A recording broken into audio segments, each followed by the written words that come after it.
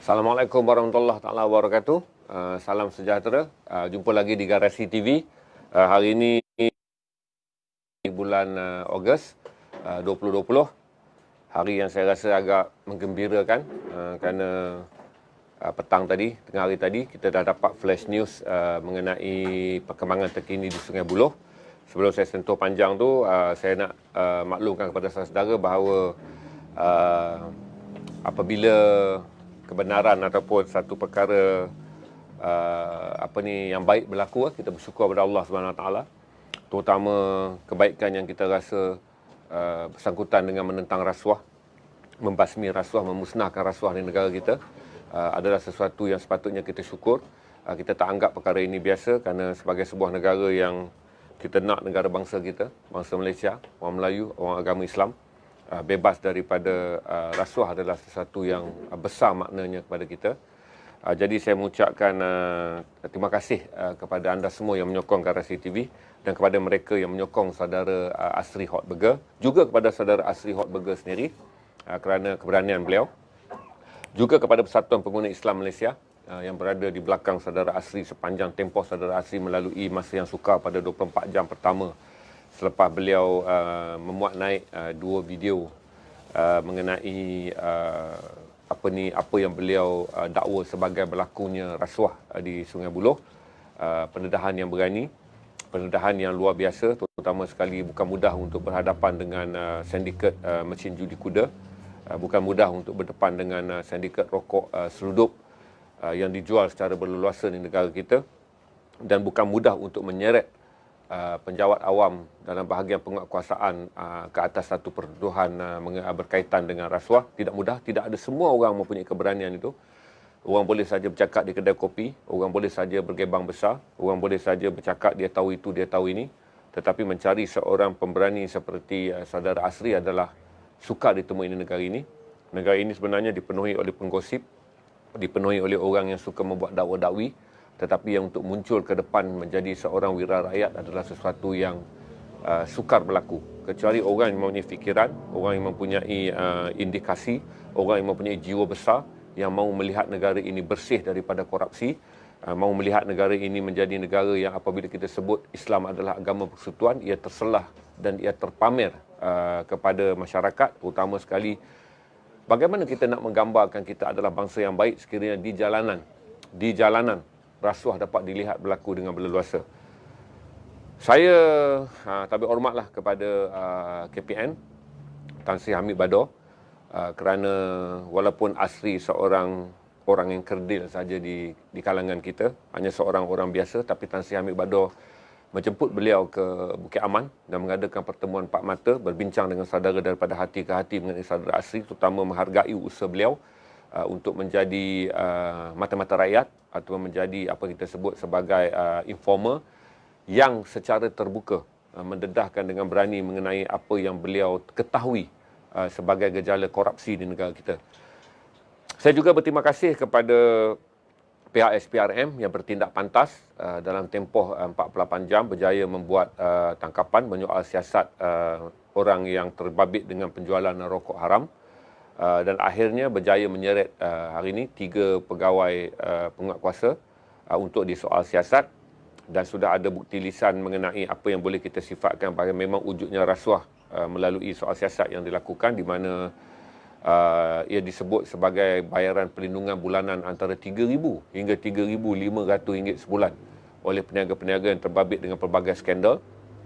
Sama ada skandal tidak memiliki lesen tetapi menjaja di kawasan-kawasan yang tidak dibenarkan. Kita tidak menentang penjaja kerana kita faham dalam keadaan ekonomi yang teruk akibat COVID-19. Kita tahu pilihan terakhir yang ada kepada mereka yang kehilangan kerja, pilihan terakhir yang ada kepada mereka yang ingin mencari rezeki menyara keluarga adalah dengan menjadi peniaga. Tetapi apa yang kita tidak gembira adalah kerana apabila mereka muncul dan cuba mencari tapak untuk mencari rezeki, mereka diperas secara terancang untuk membayar wang perlindungan, untuk membayar rasuah, dan akhirnya ia menjadi skandal yang memalukan negara kita. Sebab saya fikir kata agak memalukanlah kalau kita adalah sebuah negara yang penjawat awamnya koruptor, orang yang kehilangan dan cuba mencari rezeki sebagai peniaga terpaksa terbabit dengan korupsi kerana kalau mereka tidak memberikan wang yang disebut sebagai rasuah, perniagaan mereka akan diganggu. Ini adalah benda-benda yang saya fikir kalau kita ingin memiliki negara bangsa yang baik untuk masa depan anak-anak kita, walaupun zaman kita ataupun zaman ibu ayah kita, rasuah adalah satu perkara yang berleluasa, tapi itu tidak berarti kita harus membiarkan anak-anak kita hidup, membesar dan mewarisi budaya rasuah yang tak terkawal. Kerana kita harap indeks negara kita akan bergerak di bawah berusaha dengan tegas di bawah indeks bersih rasuah. Indeks bersih rasuah ni, kalau kita berada dalam angka yang lebih kecil, bererti rasuah di negara kita dianggap berkurangan.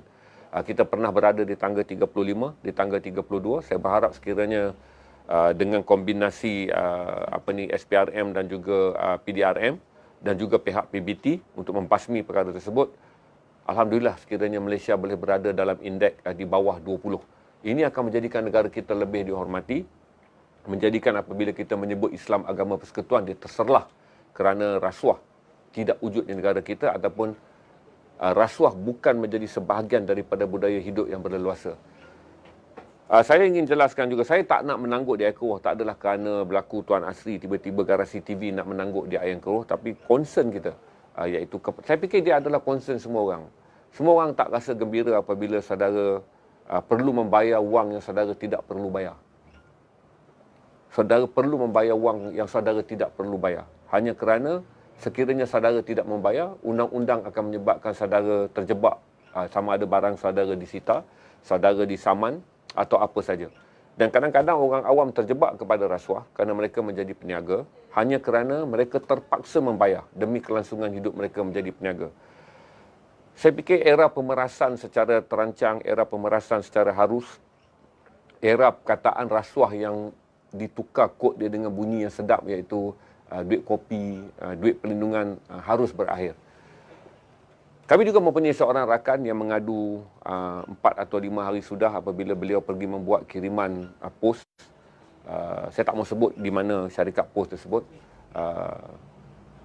Untuk menulis barangan pun, seolah-olah dia harus membayar wang berasingan. Sedangkan itu adalah perkhidmatan. Perkhidmatan yang menyebut bahawa pelanggan tidak perlu membayar apa-apa wang bagi upah menulis kecuali wang bagi kos pos. Ini menunjukkan betapa rasuah telah menjadi satu budaya yang sangat teruk. Yang saya masih ingat bagaimana seorang rakan saya, waktu itu saya memancing di Tasik Seksyen 17 USJ di Subang Jaya, berdekatan dengan Hotel Sheraton. Seorang rakan yang susah, dia datang bawa batang pancing dan juga mesin pancing nak menjual dengan harga yang dengan murah. Saya tanya kenapa? Dia kata saya baru nak pergi test saya punya kenderaan. Kenderaan saya semua dah lengkap, saya dah tukar tayar, saya dah habis banyak wang. Tetapi tidak diluluskan hanya kerana tangki saya dikatakan tidak dicat dengan warna hitam. Saya pergi pada kenderaan dia dan saya kata ini dah cukup syarat. Takkanlah mustahil kerana tangki ini saja saudara tidak layak mendapat kelulusan. Ini cerita 2004, 2003 waktu saya menjadi penerbit edisi siasat. Tapi akhirnya dia kata sebenarnya kerana saya tidak menggunakan rana. Dan saya masih ingatlah dia dalam keadaan yang sangat panik kerana tak dapat renew kenderaan dia adalah kenderaan yang digunakan sebagai kenderaan perniagaan. Beliau mengambil upah memindahkan barangan, membawa barangan orang dengan perniagaan sebiji lori 1 tan tu. Itulah hidup dia untuk menyambung rezeki keluarga dengan anak-anak yang ada. Saya tak silap seorang anak dia pada waktu tu belajar di UiTM. Dan akhirnya dia menyetih mata, suruh saya beli juga. Dia kata beli sebab saya nak kena selesaikan benda tu hari ni. Dengan menggunakan dia lah saya masuk ke, saya kata dengan dia, okey, saya akan beli tapi dengan satu syarat, saya akan pasang spy cam. Spy cam ni akan digunakan sebagai bukti dalam dalam siaran edisi siasat. Saya kata tapi anda tidak akan diketahui kerana spy cam akan dipasang di dalam kereta. Hanya rakaman perbualan dan rakaman siapa yang memohon, yang meminta wang perlindungan daripada rana sampailah kepada peringkat penguatkuasa yang menjalankan ujian bagi kelulusan kenderaan. Dan benda tu berjaya dirakamkan. Tetapi saya rasa sangat sedih pada waktu itu, sekitar tahun 2003 macam tu. Pihak yang menjalankan ujian itu menafikan. Dia kata video itu bukan di tempat mereka, video itu tidak membabitkan kaki tangan. Waktu tahun itu, in denial, sikap menafikan kebenaran sangat ketara, menjadikan menentang rasuah pada awal tahun 2000-an adalah satu perkara yang sangat mustahil. Dan akhirnya, penafian itu berlaku hingga ke peringkat tinggi. Walaupun visual itu dengan jelas menunjukkan terpaksa mengeluarkan wang sogokan kepada Rana RM500 dan kemudian apabila Rana bawa masuk kenderaan itu sebenarnya tak melalui pun kawasan test. Kenderaan itu terus keluar saja sebagai lulus dengan dokumen yang lengkap. Masih ada penafian mengatakan bahawa itu adalah drama yang sengaja direka oleh divisi siasat untuk mendapatkan tumpuan ramai. Sedangkan orang yang cetek akalnya pun tahu visual itu cukup untuk membuktikan. Dialog ataupun rakaman audio cukup untuk membuktikan bahawa wujudnya rasuah. Saya masih ingat lagi, ini pengalaman yang saya tak dapat lupakan, iaitu Allahyarham bekas Ketua Polis Selangor, iaitu Datuk Fauzi Syari. Beliau adalah seorang yang berjiwa besar. Saya masih ingat apabila saya mendedahkan bagaimana berpuluh-puluh lori pasir yang bergerak secara haram daripada Batang Kali melalui Ijuk dan kemudian pergi ke Putrajaya, membawa pasir secara haram pada tahun 2002. Saya naik dengan kameraman saya betul-betul dekat dengan menara azan masjid Ijuk dengan kebenaran Pak Imam. Kami pasang kamera dan rakamkan gambaran yang jelas setiap lori yang lalu menyerahkan envelop dan dalam envelop tu ada wang. Bayangkanlah berpuluh-puluh. Kita start rakam daripada pukul 11 sampai pukul 4 pagi. Lori pasir ini satu tak dibenarkan bergerak, yang kedua dia bergerak dengan pasir basah di mana jalan raya semua basah dan membahayakan orang lain. Dan laluan itu tersebut juga adalah bukan laluan yang dipermitkan untuk membawa pasir, dan lori pasir ini semua tak ada permit. Bila saya siarkan story itu, saya masih ingatlah Allahyarham Datuk Fauzi Syari selaku Ketua Polis Selangor, dia berasa sangat tertekan lah. Dia Ketua Polis. Saya faham perasaan dia, perasaan malu dia kerana ini berlaku di kalangan pegawai dia. Dan dia panggil saya ke IPK di Shah Alam. Pegawai dia call kata Datuk nak jumpa. Saya pun pada waktu tu sebagai wartawan saya pun ada kesombongan saya sendiri. Saya kata kenapa Datuk nak jumpa? Saya kata dia kata kerana laporan awak semalam. Saya kata apakah ini saya disoal siasat? Kalau saya disoal siasat, saya nak panggilan rasmi supaya bos saya, CEO saya, NTV7 CEO Datuk Seri Sazali Ramli tahu saya dipanggil untuk disoal siasat. Tak, dia kata ini hanyalah satu perjumpaan. Saya kata kalau perjumpaan saya ada hak untuk menolak, tidak mahu berjumpa. Pegawai dia diam. Tapi kemudiannya saya terfikir mengatakan saya harus menghormati seorang Ketua Polis Negeri. Saya bekerja di Selangor, alamat syarikat perniagaan kami adalah NTV7 adalah di Glenmary Selangor. Maka saya memilih untuk pergi dan bertemu dengan Datuk Fauzi. Saya tahu waktu itu saya juga berasa tertekan kerana saya mengesyaki bahawa saya akan dimarahi kerana menyiarkan gambar tanpa blur. Cuma saya rakam tu adalah menggambarkan membelakang anggota yang menerima. Saya dah frame dah kamera saya membelakangkan anggota yang menerima. Saya tak perlu blur sebab blur akan melalui proses editing yang teruk. Dan kemudian saya masih ingat bila saya masuk ke pejabat Allahyarham Datuk Fauzi, dia berada dalam keadaan sangat tertekan. Saya rasa itu adalah hari yang sangat buruk pada dia. It's a bad day for him. Kerana bila benda tu tersiar hari Ahad malam, sebab edisi siasat waktu tu hanyalah Sabtu dan Ahad. Jadi dia memulakan hari Isnin dengan rasa tertekan kerana membabitkan Polis Selangor. Saya ingat lagi saya masuk dalam bilik dia. Kami tak boleh nak bercakap. Lepas saya bagi salam, dia pun terdiam, arwah Datuk Fauzi pun terdiam dan saya pun terdiam. Dan kami bercakap tentang ikan ariwana. Saya terpaksa, cantiknya ariwana ni, ikan ni cantik, gini-gini. Datuk tengok ikan tenang. Kita terpaksa mencari satu ruang dan akhirnya Datuk Fauzi bercakap dengan saya dengan yang saya kata seorang Ketua Polis yang berjiwa besar lah. Dia beritahu kepada saya, kenapa tak serah dulu video tu kepada dia. Supaya dia kata dia boleh ambil tindakan di peringkat dalaman dan sekarang tersebar, satu Malaysia tahu, seluruh Polis Selangor berada dalam keadaan dicemuh orang. Orang menggambarkan bahawa perilaku beberapa anggota yang menerima rasuah itu sebagai perbuatan keseluruhan Polis Selangor. Dan kemudian saya jelaskan juga kepada dia bahawa itu kerja saya sebagai wartawan, saya tak boleh membuat semua orang gembira. Setiap bahan yang menjadi nilai berita adalah tanggungjawab kami untuk memaparkannya. Saya tak boleh berkompromi dengan menjadi internal investigator kepada mana-mana pihak polis kerana saya adalah internal investigator bagi pihak masyarakat. Seperti kita siasat, kita siarkan. Dan saya masih anggap kata pada waktu itu arwah Allahyarham Datuk Fauzi ni seorang yang berjiwa besar. Saya tanya Datuk, apakah saya disiasat? Dia kata tak, saya bertemu dengan saudara, dia kata. Saya masih ingat lagi dia minta pegawai dia membawa kopi, kami minum dan berbincang panjang. Dan akhirnya kami mencapai satu persetujuan. Dia kata dekat saya, sekiranya anda ada bukti yang cukup, maklumkan, saya benarkan anda merakam, tapi pada waktu yang sama pegawai saya akan turun untuk membuat tangkapan. Jadi saya rasa ini adalah gambaran polis-polis yang berjiwa besar, pegawai-pegawai yang pada waktu itu mempunyai semangat untuk menentang rasuah, tapi pada masa yang sama terbeban kerana untuk menjaga imej polis sebagai agensi penguatkuasa yang dihormati. Kerana kita kena ingat, negara ini adalah negara berperlembagaan. Dalam perlembagaan ada undang-undang. Dalam undang-undang ada banyak pihak yang mendukung undang-undang, kerana undang-undang mendukung perlembagaan, dan polis antara pendukung undang-undang yang besar di bawah Akta Polis, dan kita menghormati mereka. Dan akhirnya masa saya nak balik, saya cakap saya minta maaf. Dia kata dia fahamlah saya buat kerja saya, cuma dia kata alangkah lebih baik kalau saya juga memahami keadaan dia sebagai seorang ketua polis. Jadi walaupun selepas itu saya tak pernah bertemu dengan beliau, saya tidak pernah bermesej ataupun email dengan beliau, tetapi dia meninggalkan satu gambaran kepada saya lah bagaimana seorang pegawai polis ingin membenteras rasuah di kalangan kaki tangannya, tapi pada waktu yang sama juga dia terkekang sekiranya berita mengenai rasuah membabitkan anggota polis didedahkan dengan sebegitu luas dan ditonton oleh berjuta orang dalam program yang popular pada era awal 2000-an, adalah sesuatu yang memberi tekanan kepada seorang ketua polis. Saya masih ingat juga kepada arwah Ketua Polis masa tu, Datuk Seri Hadi Ho.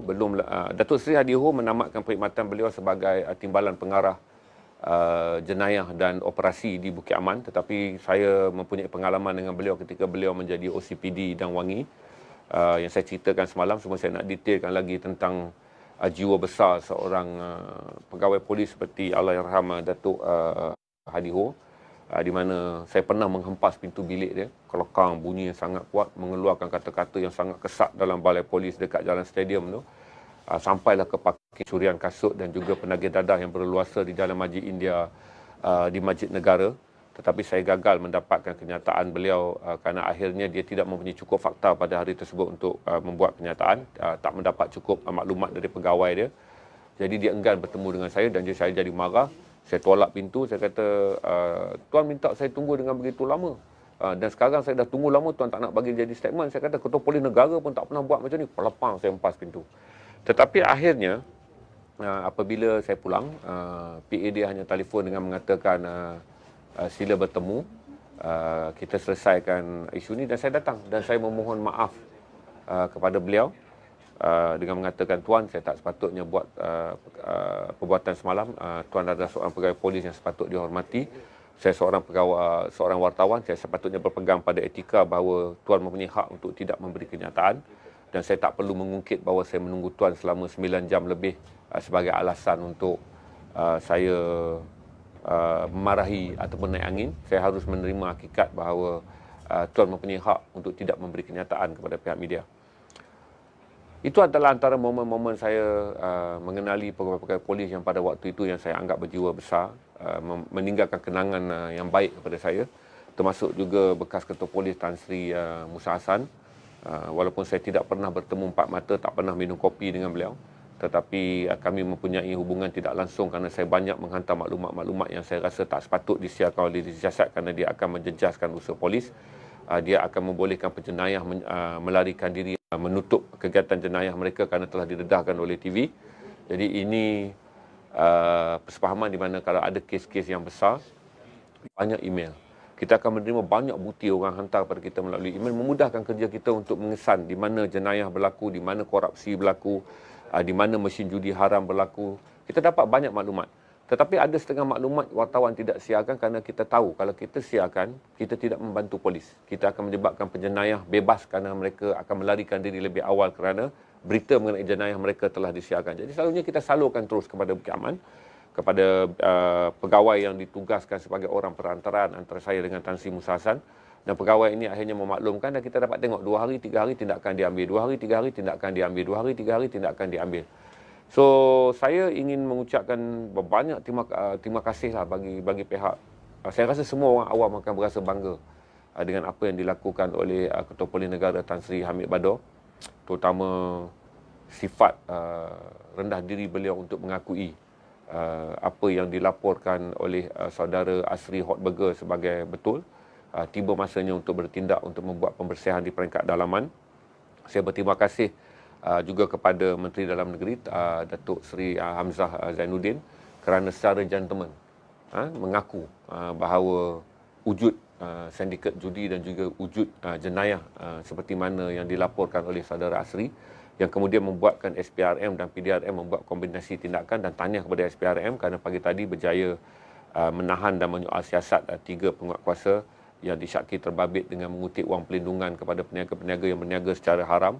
Dahlah berniaga secara haram.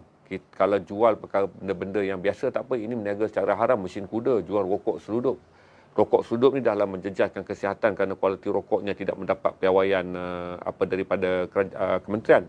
Dan yang kedua pula, kerana negara tak dapat mengutip 1 sen pun wang daripada hasil cukai rokok. Kita kehilangan berbilion setahun akibat kebolosan pencukaian di peringkat sempadan.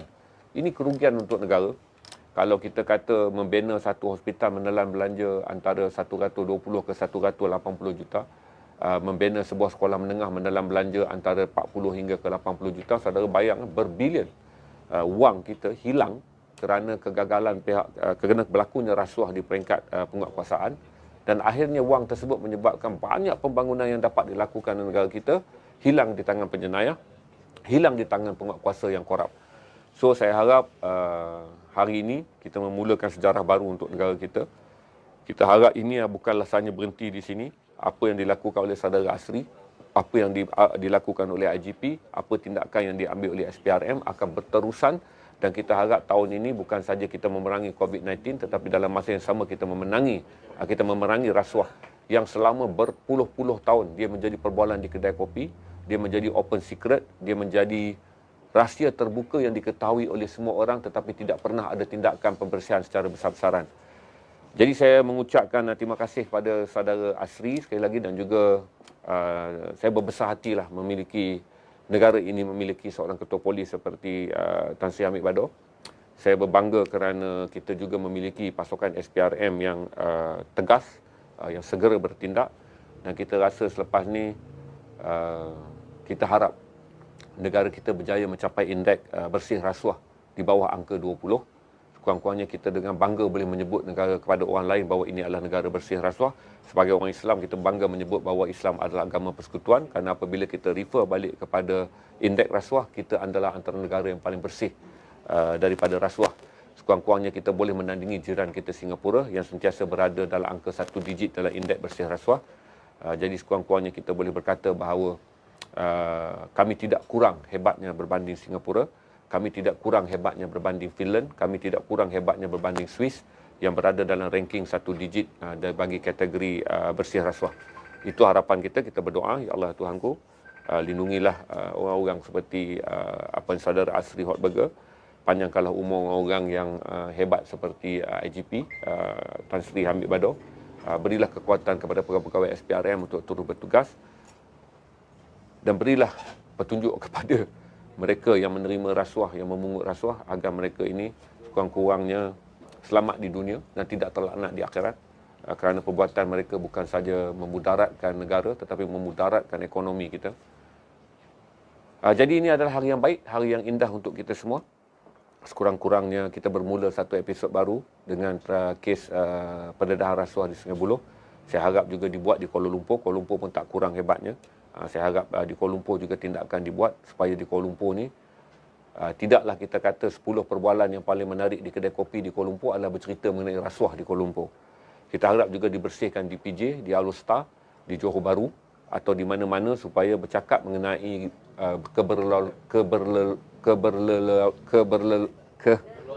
keberleluasaan rasuah tidak menjadi penyedap untuk menghabiskan 2-3 gelas teh, tetapi akhirnya tidak ke mana. Rakyat bercakap tentang rasuah.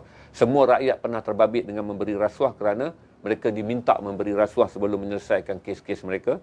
Kita harap selepas ini kita hanya akan bercakap bahawa rasuah itu dosa, rasuah itu akan menyeret anda ke penjara, rasuah itu perbuatan yang terkutuk, rasuah itu rasuah itu adalah laknatullah.